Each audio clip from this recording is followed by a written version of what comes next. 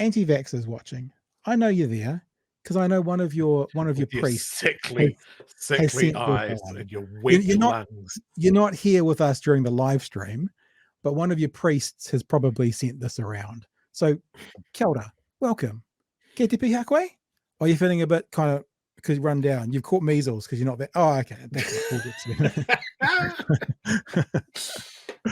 So let's have a look at this. This is going to begin with everybody's favorite, lurker from the shadows, Winston Peters. Winston Peters promised over the weekend millions in compensation to vax injured and people mandated out of work. I'm not going to go too much into this because the headline kind of does it all, yeah? New Zealand First Leader Winston Penis. Did I just say Winston Penis? I apologize. You did. Okay. New Zealand First Leader Penis Peters is promising to spend hundreds of millions of dollars compensating people who lost their jobs due to COVID-19 mandates and those proven to be injured by the vaccine. What the fuck?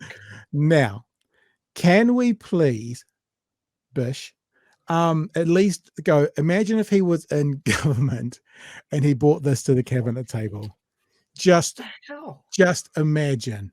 But anyway, the Prime Minister was asked about this in a press conference. One of the things the Prime Minister said, right, very clearly was, well, if someone's injured in a medical misadventure, my words, not his, we already have a process for that. It's called, I don't think he said it's called ACC, but sorry, I always get sidetracked by people in the chat. Make a shirt, Winston Penis. It's called ACC. So he was asked about it though, and he responded, and he also responded with something about nobody was mandated, forced to get a vaccine.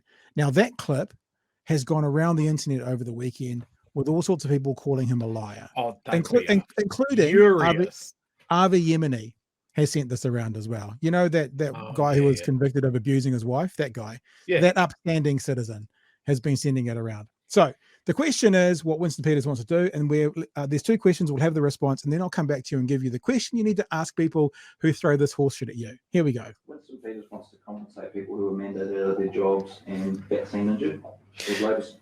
I think Winston Peters seems to be abandoning the older New Zealand demographic that he used to be so keen to court.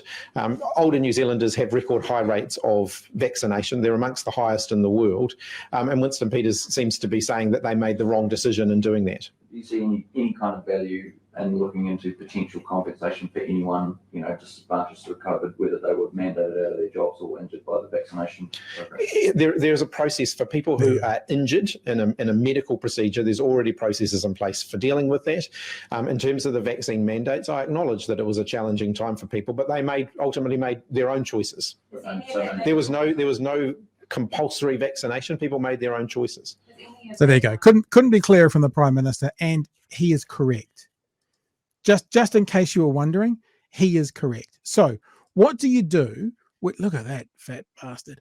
When you face someone who thinks that they were forced upon themselves a vaccination, you ask them a very simple question, right? This is Rachel, I forget her surname. Quite soon after this interview, she blocked me on all social medias, but she was a fairly high profile school teacher based in the sort of Timaru, Wamaru area, who this was before she had lost her job, but she was in stuff. She was in the, in the media, in the press for not wanting to get vaccinated. So she was going to be one of the ones who lost her job, right? So she agreed to have a chat with me. We had an interesting chat. I appreciated her coming on, but we got to a point, and you can see that this is actually only a clip, and I'm only playing the end of the clip, right? I mean, the last couple of minutes, you can go back, and this was one of the very first kind of BHN things we did. You can see the background's different. There's about another 80 kilos of weight on this person, and the cap's different. But I ask her one question, right? And this is it. And this is all you need to do when you're talking to someone who says that. Here we go. Let me ask you something. When are you getting your injection? That's the question. I won't be. Why not? Because I think it's going to be too dangerous. Yeah, you're choosing not to. I'm Yes. not choosing to do. I'm having to give up a lot of what I love for. I agree. No, look, I agree. No, you don't need to sell me on how difficult the choice is, but the answer to the question, why aren't you getting it, is because you're choosing not to. if it That's comes down to accurate. it. Yeah, Yeah, exactly. okay. Yeah. So you're Yeah. making a choice. So we all Yeah. have a choice. Yeah, but it's a choice under duress. Yeah. You kind of, in Thanks, case you missed coach. it, you kind of missed Thanks, it. There's coach. someone off camera who said to her, under duress. And I agree. It is a choice under duress. Yep. But it's still a Look, choice. I've had some very robust discussions with my partner over this as well. It is. You are asking people to make a tough choice, but not every Of choice course. is easy. You know, and for me, it wasn't much of a choice because I believe in vaccinations and I listen to people that know a lot about this stuff and the people that we had on the show and that sort of stuff. And that's fine. I have trust in those organizations and structures and authority figures and that sort of thing. Not everybody does. And that's fine. That's absolutely fine. But you still had a choice. Yeah. It might have been, okay. how am I going to make the mortgage payments? Am I Me going and to have to Chewy- find a new job? Me and Chewy went on a date on Friday, didn't we, Chewy? We had some romantic did. time together.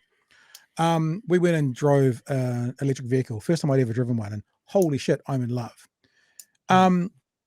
Coercion is how any sort of law or rule gets put in place. Now, that's the outcomes for not participating in the vaccine program when it was in place were horrific. I'm not undermining it, and I've actually never mocked anyone about that. Like, I've never been mean and gone, fuck you idiots. That's not what we've done here. I'm like, I get it. It was really, really hard, and you made a really, really hard choice, but you made a choice based on your ideology. Lots of us who have various ideologies sometimes have to make really hard choices. Sometimes we make easy choices, but there's still a coercive factor. So we were going down the southern motorway in Dunedin in this, what was it, Chewy? What was the car? A Hyundai Ioniq. And I put my foot down, and all of a sudden I was doing 120. And it didn't feel like it was moving because there was no noise. And I was like, holy shit, this is, and why did I slow down? I slowed down because I didn't want to get a ticket, and I didn't want to get that doubled by taking it back. There was a coercive reason to follow the rules. Every rule, especially put in place by government, has a coercive nature to it. I'm not playing it down. Paying $150 for a ticket is very different from losing your job. It's not equal coerciveness. It's not equal, but there is a coercive nature to law in New Zealand. But it still ends up meaning you've made a choice. There is no, and the reason is the start of that conversation that I just played you 30 seconds of was this. If you can do the opposite thing, then it's a choice. Because if it was a forced thing, you couldn't say no to it. So the question to ask people who put that out there and kind of talk a lot about, I was forced, or it's forced, or I lost my job because I refused to take that forced one, is like, well, when did you get your vaccine? And if they say I didn't, the answer is, well, because you chose not to. And to be honest, there's actually no argument from that other than what her coach said to her off air, which was like, but it was coerced. Yes. It was a coerced choice, but you could have said no. And I'm going to say one more thing, but anything else you want to mention to that? Do you, when we talk about coercion and stuff like that, do you know what my biggest beef with the people that didn't want the vaccine? I won't go as far as saying I was fine, but I could understand with people going, hey, look, there's not enough information out there for me to be comfortable taking this vaccine. Yeah. My sister had a very similar sort of argument with that, where she had some health issues and she was like, I don't know how this is going to interact with everything else that I'm dealing with. And I went, fair enough. Yeah. But she went, but I'm also a nurse, so I have a responsibility. My problem was the people that go, I don't want the vaccination, but I also don't want to change a single other aspect of my life at all. Yeah. I don't want to wear a mask. I still want to go to the movies. I want to go to the swimming pool. I want to do all of these other things. And it was just like, okay, you just don't want to fucking do anything. Yeah. And that's where I went, you know what? You asshole. You're coming into my workplace, into my personal space, and you haven't done a damn thing, and you could make me sick, or you could make someone in my life sick, very sick. Like, my that was main my feeling. issue. So my main issue actually was nothing to do with people who didn't want to get vaccinated. Oops, there goes the camera. I'll be back in a sec. It was to do with the instigators, the people giving them bad information. The reason that teacher lost her job, had to stop working, was because of the bad information she had gotten. So I honestly, even though I don't want this to make it feel like I'm being lighthearted, but I actually honestly felt empathy for those people because they've got bad information. Yeah. We got told when we got vaccinated that everyone who got vaccinated would be dead by the end of last year. You know, like, and so that's the reason people didn't get vaccinated. Well, that I'm doing pretty good. I've outlived that. You know, it's just, I honestly, and I'll be honest, and there's people giving silly examples in the chat now about robbing someone. If a robber said, "Give me your money or I'll stab you," that's a choice. It is. It's a horrible choice. If you've seen the movie Dangerous Minds with Michelle Pfeiffer, she talks to these bunch of young kids in a classroom and she goes, "There's no victims in my classroom." She screams it. And one of the kids, it's from a central city American situation, stands up and goes, "Well, so, you know, if someone was holding a gun to my head," and Michelle said, "Well, you've got the choice to go quietly. You've got the choice to scream. There's always choices. There's always choices. Not saying it's easy. Not saying it makes it okay. I feel for you. I don't know what's happening with my camera. I apologize. I feel for you having to make those choices, but there is choices in this situation. And you cannot actually argue that you didn't make a choice not to get vaccinated or else you'd be vaccinated. It's finished. Now, the last thing I want to say on this, Chewy, is, and I'm going to play one more clip. The other thing that's really interesting about this is that I'm just going to put the camera over here like this, and then at least when I go to rainbow bars, it'll be a bit smaller. Is the other thing is, like, I listened a few times to that this reality check radio, whatever it's called. One of the things that's really interesting about the community that started around this, the Chantelle Bakers of the world, the disinformation dozen, those people, is they're still talking about it.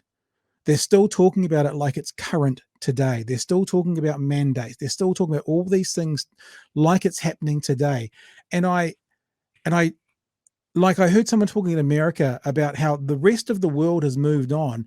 The people who drove this anti-vax message are still trying to drive it, even though the rest of the world's moved on. There was a hot spot for a while where they got a big audience around them because people were listening.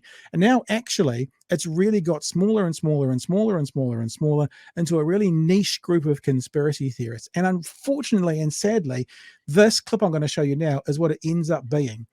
This gentleman's name is Brendan Pascoe. Oh, this guy. Yeah, he is the former owner of Lone Star New Lynn, and he said his business was forced to shut because he didn't take an injection. Now, he says something in this clip where he says, "Lone Star took my house off me."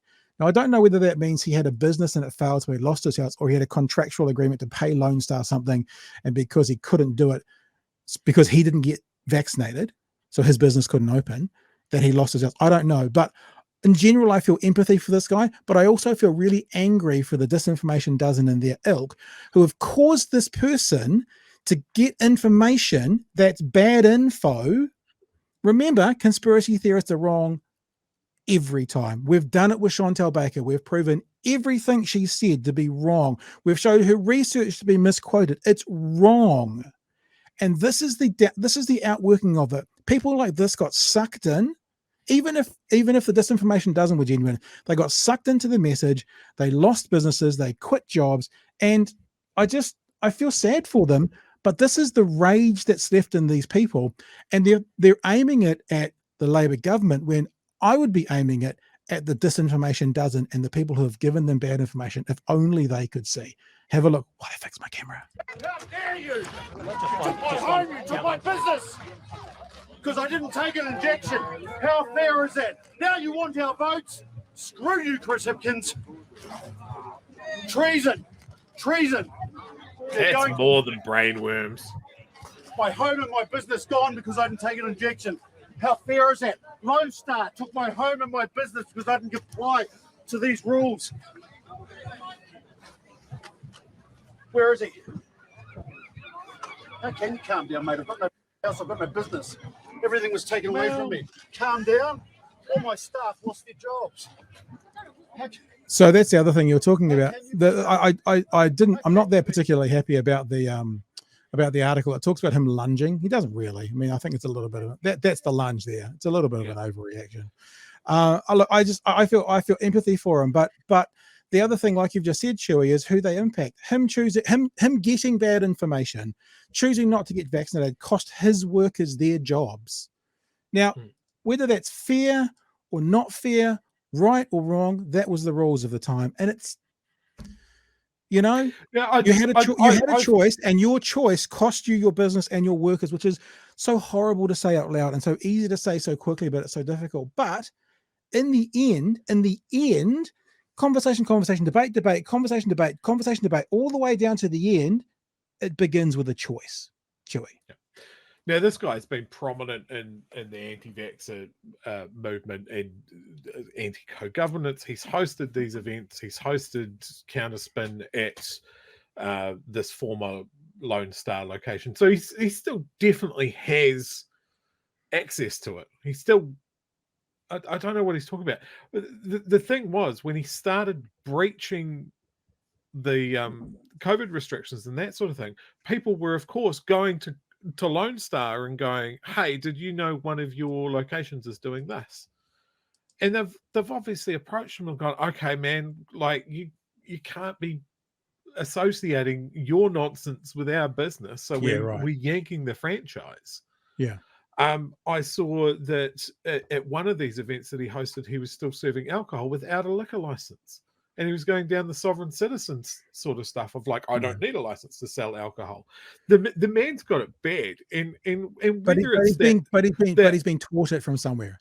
Like like people in cults get dragged into the cults at some point they may become the leaders of the cults, and then they have more responsibility. But at some point, they've been sucked into that cult by someone or something. It's like a multi-level marketing thing, right? Yeah. You know, and maybe there's a lockdown, maybe you're all online and you're just, you might have had some, maybe you just started out as like, look, I don't like the left, I don't like Labour, that sort of thing. And now they've done this, and now I'm on a forum full of people that don't like Labour, and it's getting more and more and more. Yeah. And now I somehow think YouTube and Facebook are stopping me finding out about this. So I'm going to go where that information is. And now I'm on Telegram, and now I'm in a massive echo chamber, and I'm just getting, yes, I'm here for the anti-vax stuff because I'm not happy. But then there's people talking about Trump, or maybe it started with Trump, and now we're talking about sovereign citizen, and now we're talking about anti-co-governance, and now we're really an anti-government operator, and you feel like you're leading people, but you're being led as well. Yeah, but man, I feel for that guy. He's got just the most visible case of brainworms. Look, I've been involved with getting people out of cults and understanding cults, and I mean religious cults, right? So I know quite a bit about love bombing and what happens, and his community becomes 100% what he was talking about there. And then what happens is what you go is, well, like everyone says the same thing, because it's his ecosystem that's all saying the same thing. And it just goes further and further. And then your friends become this. And we know about this, which has always been something I've pushed back against. But, the anti-vaxxers family will push them away because they're anti-vaxxers. But then all they've got is turning to the other anti-vaxxers, and it goes on and on and on and on and on. And it's, if you just think about like a religious cult, it's easier to have empathy. I said this the other day on the show, and it sounds really, really arrogant. And I know it sounds arrogant, but sometimes I like to treat everyone like they're broken. And if you treat everyone like they're broken, you come up against someone who does something to you or says something. If you think, what's happened to him today?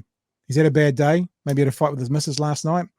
Maybe he's a bit depressed. Maybe he's a bit anxious. He's a bit broken. It's easier for you to kind of go, I mean, it sounds patronizing because I know not everyone is broken, but it's a mindset I do sometimes because it enables empathy in people. I look at that guy and I think, I mean, let's be honest. The first thing you kind of go, whoa, Trumpian, whoa, QAnon. But then you kind of go, how the fuck did you get there, bro? How did you get there? What led to this, that led to this, that led to this, that led to this, that led to you breaking all these rules, that led to you losing your business, that led to you losing your job, like losing your house. And there's a path. And because remember, there's also all those other people who were anti-vaxxers, and there's many stories about them who died, right, wishing they had taken the vaccine. Yeah. There's stories of families talking about their elderly parents saying on their deathbeds, I was wrong. I wish I had taken the vaccine. So, Yeah, you that know, stuff was heartbreaking, man. it's Right, just, and you know, those just deaths see are a on the lot of people's gloating hands. around that. Those deaths are on the hands and heads of the people who sowed the dis and misinformation. It's as simple as that. And Yeah, I but I wouldn't invite this guy on for a chat, Ro. I know you've got that. I just wouldn't do it. It's not, there wouldn't be any, you know what I say to people? Are you prepared to change your mind? And if they say no, I typically go, well, thanks. I'm not looking for an argument. His mind cannot be changed by a conversation with me. I hope his friends and family get around him. Same with everybody who's in whatever kind of cult. That's the best way to do it.